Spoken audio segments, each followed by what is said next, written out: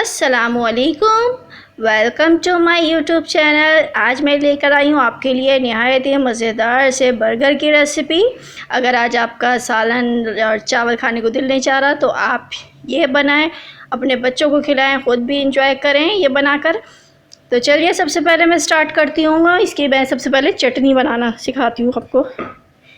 ये मैंने पुदीना लिया है, ये थोड़ा सा 1 चम्मच पुदीना लिया है। इसको मैं सारी चीज़ों को ग्राइंड करूँगी। 1 चम्मच पुदीना लिया है, 2 चम्मच हरा धनिया लिया है, साथ में 2 जवे लहसुन के लिए हैं।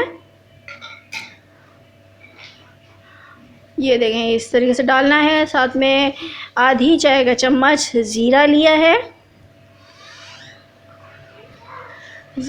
है, साथ में मैंने इमली का पल्प लिया है, ये भी 2 चम्मच है। नमक डालूँगी हस्ब ज़रूरत, आधी चम्मच डाल रही हूँ मैं। पिसी हुई लाल मिर्च डालूँगी आधी चाय का चम्मच। ये बहुत ही मज़ेदार सी चटनी तैयार होगी। इसको ग्राइंड करना है। ग्राइंड करने के बाद ये देखें कितनी ज़बरदस्त सी ये चटनी तैयार हो गई है, ग्रीन ग्रीन सी। ये बहुत ज़्यादा मज़ा देगी बर्गर में। ये बर्गर लिए मैंने इस तरीके से बंद ले लिए हैं।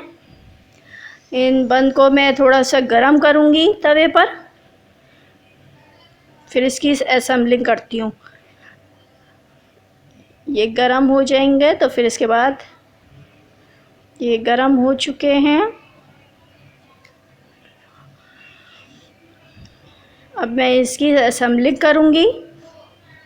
सबसे पहले मैं इसमें ये चटपटी सी जो है वो चटनी डालूँगी। इस तरीके से अच्छे तरीके से डालें, ज़्यादा सी। साथ में फिर मैं इसके लेटस लीफ डालूँगी। इस तरीके से हमने इस पे लगा देना है। चाहे तो आप स्किप कर सकते हैं, नहीं पसंद तो नहीं डालिएगा, लगाइएगा इस पे। इस तरीके से दोनों बर्गर पर मैं इसको डाल रही हूँ। अब मैं कबाब लगाऊंगी, इसके ऊपर कबाब डालूँगी। कबाबों की रेसिपी मैं पहले भी आपको अपने चैनल पे बता चुकी हूँ, चाहे तो आप वहाँ से इसको देख सकते हैं। अब मैं ये स्लाइस में मैंने पतले पतले बारीक बारीक से ये टमाटर काटे हैं थे, ये डालूँगी। इस तरीके से थोड़ा सा कबाब को दबा देना है ताकि ये टमाटर भी अच्छे तरीके से इस पर लग जाए। थोड़ा सा दबा के और फिर ये टमाटर डालने हैं स्लाइसेस में। खीरा डालना है, ये भी मैंने इस तरीके से बारीक बारीक से स्लाइस कर लिए थे, ये इसमें डालेंगे।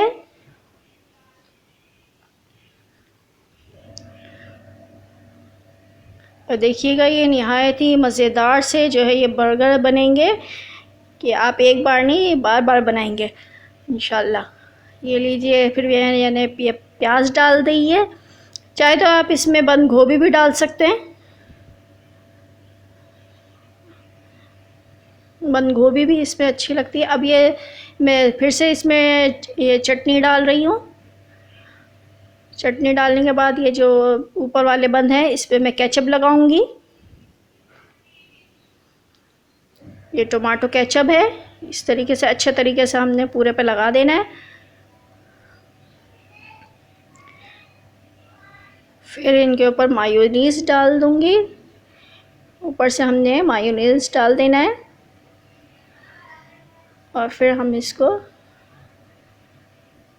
इसके ऊपर बंद लगा देंगे।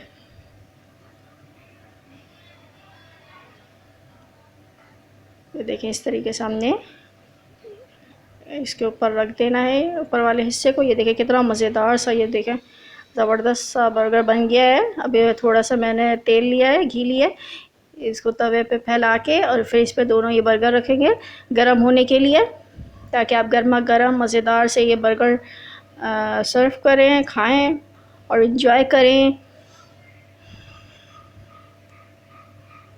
ये लीजिए, अब मैं इसको डिश आउट करूँगी।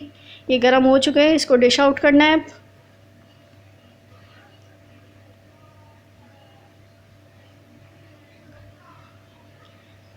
डिश आउट कर रही हूँ और इसको मैं अब काट के दिखाऊंगी कि अंदर से कितना ज़बरदस्त बना है। ये देखें,